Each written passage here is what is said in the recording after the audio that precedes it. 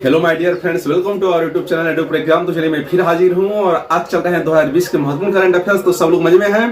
तो चलिए बैकग्राउंड में आवाजें आएंगी भाई, यहाँ पर बहुत पूजा पाठ वाले बहुत सन्यासी बैठे हैं। क्या बताएं, हम आप लोगों से लाउड स्पीकर में बोल रहे हैं, मानने वाले हैं नहीं, 24 आवर चल रहा है। तो चलिए हम उनको अपनी पढ़ाई नहीं रोकनी है और चलिए डालते हैं महत्वपूर्ण करंट अफेयर्स पर 2020 के हैं और परीक्षा की दृष्टि से बहुत ही महत्वपूर्ण है और उनसे जुड़े हर महत्वपूर्ण तथ्यों का भी एनालिसिस करेंगे। और यदि वीडियो पसंद आता है तो आप चैनल को लाइक, सब्सक्राइब और शेयर कीजिए, कुछ कमेंट कीजिए, जिससे मेरा हौसला बढ़े तो मैं और अच्छा मटेरियल आप लोगों को लाऊं। तो चलिए ध्यान दीजिए। यह प्रश्न है, कौन सा फ्रांसीसी द्वीप दुनिया का पहला डिजिटल द्वीप बनेगा? अभी यह प्रश्न मैंने अपने पोस्ट में लिखा है, एक भी बच्चे ने इसका सही उत्तर नहीं किया है। 17-18 वोट किए हैं बच्चे, एक भी बच्चे का सही वोट नहीं है। तो ध्यान दीजिए, कौन सा फ्रांसीसी द्वीप दुनिया का पहला डिजिटल द्वीप बनेगा? याद रखना है, रीयूनियन द्वीप। यह फ्रांस का द्वीप रहा है और यह जानते हैं कहां स्थित है? यह हिंद महासागर के दक्षिण पश्चिम में और मेडागास्कर के पूर्व में मोजाम्बिक में स्थित है।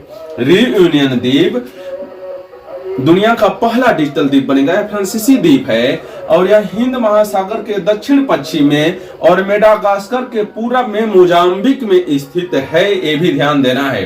अब बड़ा इंपोर्टेंट प्रश्न है, वीर बाल दिवस किस तिथि को मनाया जाएगा? जानते हैं, अभी प्रधानमंत्री ने घोषणा की है कि हर साल 26 दिसंबर को वीर बाल दिवस मनाया जाएगा 2022 से। तो जानते हैं वीर बाल दिवस क्यों मनाया जाएगा, किसकी स्मृति मनाया जाएगा? तो ये मनाया जाएगा सिखों के 10वें गुरु गोविंद सिंह के दो बेटे थे, फतेह सिंह और जोरावर सिंह।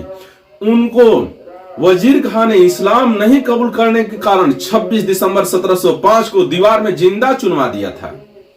उन्हीं की स्मृति में 26 दिसंबर को वीर बाल दिवस मनाया जाएगा। तो जरा इससे जुड़े हुए महत्वपूर्ण तथ्यों पर भी हम नजर डालेंगे। तो जानिए, मैंने बताया 26 दिसंबर को मनाया जाएगा गुरु गोविंद सिंह के बेटे फतेह सिंह और जोरावर सिंह की स्मृति में। इस्लाम नहीं अपनाने के कारण वजीर खान ने, जो सेनापति था औरंगजेब का, उसने 26 दिसंबर 1705 को इन दोनों को जिंदा दीवार में चुनवा दिया था। ये सिखों के 10वें गुरु गोविंद सिंह के पुत्र थे। इन्हीं की स्मृति में मनाया जाएगा। ये भी ध्यान रखना है। बाल दिवस मनाया जाता है 14 नवंबर को। जानते हैं जवाहरलाल नेहरू की जन्मतिथि है। पहले बाल दिवस हमारे यहाँ 20 नवंबर को मनाया जाता था, पर बाद में जब प्रधानमंत्री जवाहरलाल नेहरू बने तो उनके जन्म दिवस, उन्हें बच्चों से बहुत प्यार था ऐसे कहा जाता है, इसीलिए 14 नवंबर को विश्व बाल दिवस मनाया जाता है। अब ध्यान दीजिए, बाल दिवस मनाया जाता है। राष्ट्रीय बाल दिवस 14 नवंबर, विश्व बाल दिवस मनाया जाता है 20 नवंबर को। 1954 में ग्लोबली तौर पर मनाया गया था। विश्व बाल दिवस जो मनाया जाता है वो 20 नवंबर, राष्ट्रीय बाल दिवस 14 नवंबर और वीर बाल दिवस 26 दिसंबर। तीनों ध्यान रखने से मैंने तीनों साथ हिला दिया है, इसमें कहीं कंफ्यूजन ना हो। हाँ, चाचा नेहरू को बच्चों से बड़ी प्रेम था, ऐसा हम सुने हैं, पढ़े हैं, मैं देखे थोड़ा, आप लोग भी, उन्हें तो उससे लेडी माउंटबेटन से भी प्रेम था, तो जानते हैं वो किससे है, तो छोड़िए वो सब बातें। तो अब ध्यान दीजिए, मुझे समझ में उन्हें बच्चों से प्रेम था कि लेडी माउंटबेटन से ज्यादा प्रेम था। अब ध्यान दीजिए, तो विश्व बाल दिवस 20 नवंबर 1954 को मनाया जाता है, ग्लोबली तौर पर मनाया गया।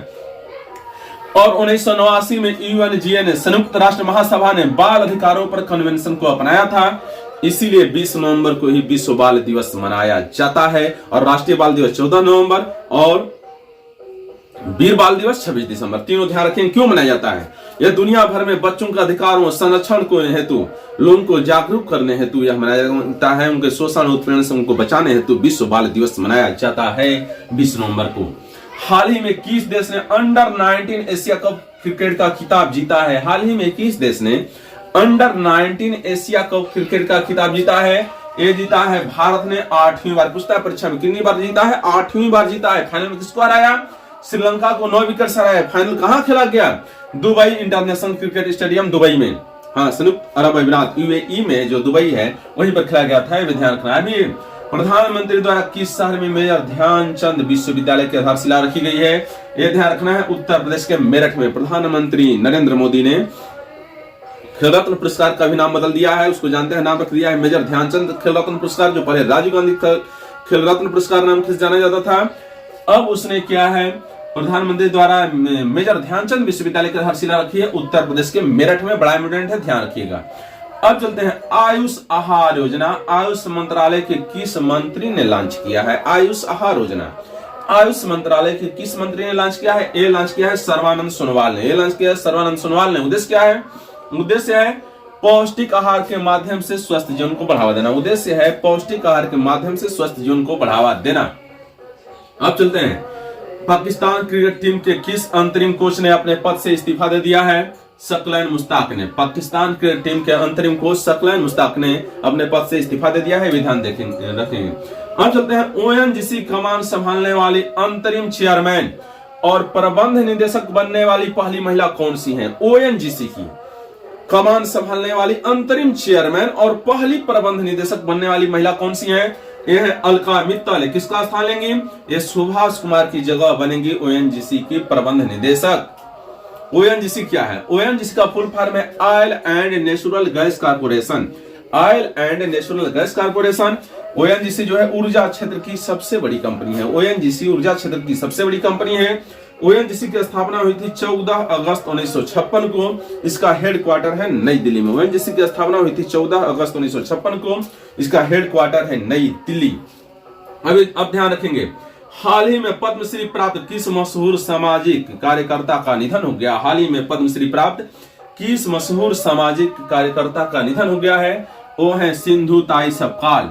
सिंधु ताई सपकाल को इसी साल पद्मश्री मिला हुआ था। कहां की रहने वाली थी? महाराष्ट्र के वर्धा की रहने वाली थी। इन्हें मदर ऑफ ऑर्फन्स, अनाथ बच्चों की मां भी कहा जाता था।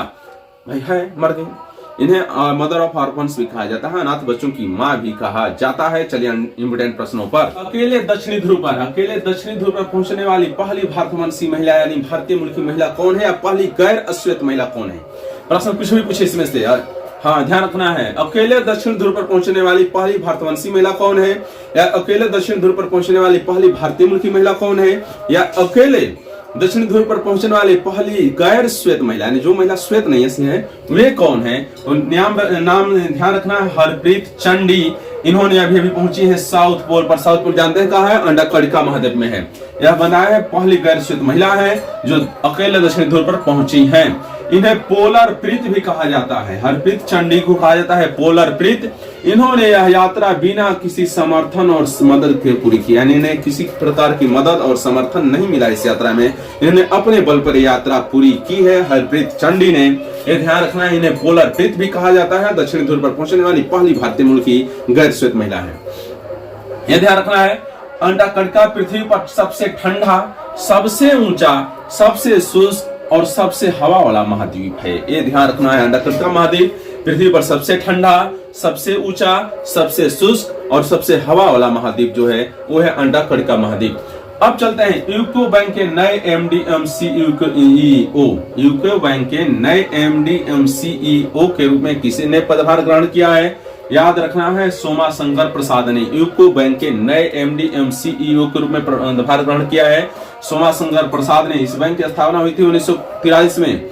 इसका हेडक्वार्टर कोलकाता में है। यह एक वाणिज्यिक बैंक है। यूको बैंक की स्थापना 1943 में हुई थी। यह एक वाणिज्यिक बैंक है। इसका हेडक्वार्टर है कोलकाता में और इसके नए एमडी सीईओ बनाए गए हैं सोमा शंकर प्रसाद। ये ध्यान रखेंगे आप लोग। अब चलिए, हाल ही में किसे संयुक्त राष्ट्र सुरक्षा परिषद UNSC United Nations security council की आतंकवाद निरोधी समिति सीटीसी, हाँ, आतंकवाद निरोधी समिति सीटीसी का अध्यक्ष बनाया गया है? इन्हें बनाया गया है टीएस त्रिमूर्ति को। जानिए हाल ही में किसे, बड़ा इंपोर्टेंट प्रश्न है, संयुक्त राष्ट्र सुरक्षा परिषद यूएनएससी की आतंकवाद निरोधी समिति का अध्यक्ष बनाया गया है? ये बनाया गया है टीएस त्रिमूर्ति को। ये भी ध्यान रखना है, टीएस त्रिमूर्ति संयुक्त राष्ट्र में भारत के अस्थायी प्रतिनिधि हैं। टीएस त्रिमूर्ति संयुक्त राष्ट्र में भारत के अस्थायी प्रतिनिधि हैं। जानिए, भारत 15 सदस्यीय सुरक्षा परिषद का अस्थायी सदस्य, इसमें टोटल 5 ही अस्थायी सदस्य हैं। ध्यान रखना है, वो कौन है? चीन है, ब्रिटेन है, अमेरिका है, फ्रांस है और रूस है। चीन, ब्रिटेन, अमेरिका, फ्रांस और रूस। जापान नहीं, ध्यान देना है, जर्मनी भी नहीं है। चीन, ब्रिटेन, अमेरिका, फ्रांस और रूस जो है 5 अस्थायी सदस्य हैं और जो भारत है इसका 15 सदस्यीय सुरक्षा परिषद में अस्थायी सदस्य है। यूएन की आतंकवाद निरोधी समिति की स्थापना कब हुई थी? 2001 में हुई थी। मैं हर इम्पोर्टेंट तथ्य से रिलेटेड बता रहा हूँ, तो इसलिए आप वीडियो को लाइक, सब्सक्राइब, शेयर, कमेंट में कीजिए जिससे मेरा हौसला बढ़े तो मैं और पढ़ाऊं। यूएन की आतंकवाद निरोधी समिति की स्थापना कब हुई थी? 2001 में हुई थी। आईसीसी वुमेन्स वर्ल्ड कप 2022 के लिए भारतीय टीम का कप्तान किसे नियुक्त किया गया है? आईसीसी वुमेन्स वर्ल्ड कप 2022 के लिए भारतीय टीम का कप्तान किसे नियुक्त किया गया है? याद रखना है, मिताली राज को। मिताली राज को आईसीसी वुमेन्स वर्ल्ड कप 2022 के लिए भारतीय टीम का कप्तान बनाया गया है। तो उप कप्तान कौन बना है? हरमनप्रीत कौर को बनाया गया है। यह कहां होगा? आईसीसी वुमेन्स वर्ल्ड कप 2022 कहां होगा? न्यूजीलैंड में होगा। यह भी ध्यान रखें, न्यूजीलैंड में होगा। विकेट कीपर कौन रहेंगे? ऋचा घोष और तानिया भाटिया, 2 विकेट कीपर चुने गए हैं। कितनी टीमें हिस्सा ले रही हैं? 8 टीमें हिस्सा ले रही हैं। कुल कितने मैच खेले जाएंगे फाइनल सहित? 31 मैच खेले जाएंगे फाइनल सहित। इसमें कुल 8 टीमें हिस्सा ले रही हैं। ये भी ध्यान रखें, बड़ा ही इंपोर्टेंट है, न्यूजीलैंड में होने जा रहा है। तो मैं समझता हूं वीडियो आपको पसंद आया हो तो चैनल को लाइक, सब्सक्राइब और शेयर कर दीजिए। बेल आइकन प्रेस कर दीजिए जिससे हर आने वाला अपडेट आपको मिलता रहे। चलिए मिलते हैं फिर दूसरे दिन। गुड नाइट नए अपडेट पे।